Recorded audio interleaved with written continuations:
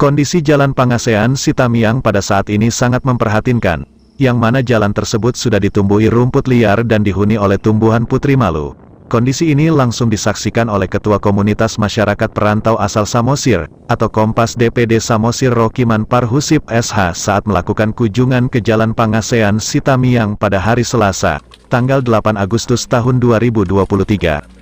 Sebelumnya, pada hari Kamis, tanggal 3 Agustus tahun 2023, Pengadilan Negeri Medan telah melakukan pemanggilan dan sidang pemeriksaan terhadap 9 orang saksi pada kasus dugaan tindak pidana korupsi pada pekerjaan rekonstruksi Jalan Pangasean Sitamiang, Kecamatan Onan Runggu dari dana alokasi khusus atau DAK tahun anggaran 2021 dengan nilai kontrak sebesar 6.129 juta rupiah. 9 saksi yang dipanggil oleh Pengadilan Negeri Medan diantaranya Sarimpol Simani Huruk sebagai ex-PLT Kadis PUPR 2021, Gorman Sagala sebagai ex-Kepala UKPBJ Proyek Pangasean Sitamiang, lalu ada Arthur Manuntun sebagai ex-anggota Pokja 4 tahun 2021, Beni S. Sitio, Elman Silalahi, Joni Malau dan Roni Pandapotan Sirait yang kesemuanya sebagai ex-anggota Pokja 4 tahun 2021. Dan sidang pemeriksaan juga dilakukan terhadap saksi dari konsultan perencanaan yaitu Hotler Tamba dan konsultan pengawas, Hasiholan Malau. Sebelumnya Kejari Samosir telah menetapkan 2 tersangka sekaligus melakukan penahanan pada dugaan tindak pidana korupsi pada pekerjaan rekonstruksi Jalan Pangasean Sitamiang yaitu Saud Simbolon selaku pejabat pembuat komitmen pada pekerjaan rekonstruksi Jalan Pangasean Sitamiang. Kemudian Herdon Samosir selaku Wakil Direktur CV Nabila yang juga merupakan ex-anggota DPRD Samosir.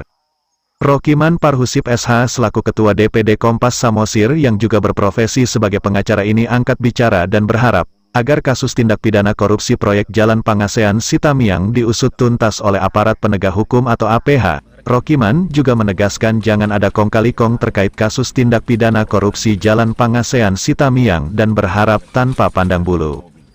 Saya ingin mewawancarai Bapak dulu mengenai Jalan Pangasean Sitamiang ini. Setelah Bapak tadi menelusurinya, bagaimana tanggapan Bapak mengenai jalan ini? Ya sangat parah lah, prihatin. Di mana jalannya juga tidak diurus, masyarakatnya juga tidak pernah lewat. Kenapa? Karena aksesnya tidak tembus menuju ke Pangasean. Jadi saya lihat situasi ini di mana jalannya juga banyak duri-duri menutupi jalan. Tidak pernah lewat orang di sini manusia.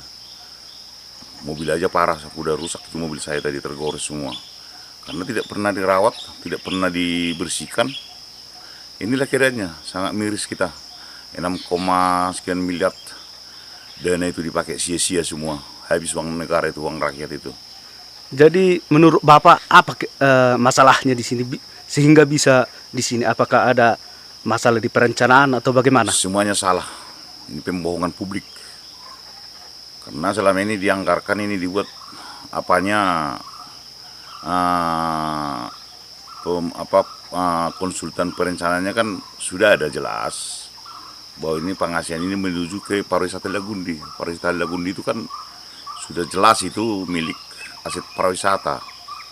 Karena Lagundi itu masih Tapanuli Utara dulu itu sudah jadi aset pariwisata. Jadi dia punya, pemerintah punya. Cuman di mana penguasa negeri ini yang merasa dia punya hak merasa punya veto sehingga dialihkan yang lari dari perencanaan yang sebelumnya. Jadi mereka ini semua para pemerintah ini takut dengan situasi sehingga mau saja diperintah disuruh pindah, ya dipindahkan, yang penting bos senang, itulah istilahnya. Paling nggak tahu mereka itu sudah menyalahi aturan sehingga melanggar hukum. Situ masalahnya. Inilah sampai seperti ini jalannya, mentok di pertengahan, mau dilalui tidak bisa. Untuk apa itu 6, sekian. Makanya mereka diperiksa dan tersangka. Jadi himbauan saya ke pemerintah termasuk itu SKPD supaya hati-hati untuk membuat satu perencanaan, harus matang lah, jangan asal dibuat karena takut dengan bos namanya. bahaya itu, takut dengan bos. Sehingga dia lupa dengan foksinya, tugasnya. Itu saja harapan saya. Jadi terkait persoalan ini kan jalan ini jadi persoalan hingga menyeret 2 tersangka. Bagaimana tanggapan Bapak mengenai jalan pengasihan ini?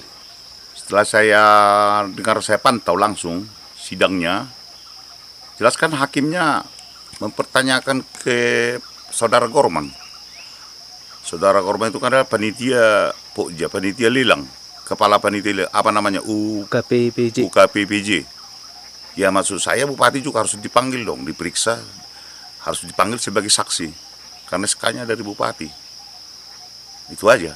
Jadi menurut Bapak di masalah tindak pidana korupsi ini, apakah hanya 2 saja yang terseret di sini? Apakah seharusnya lebih dari situ menurut Bapak? Ya seharusnya semua harus dipanggil terseret.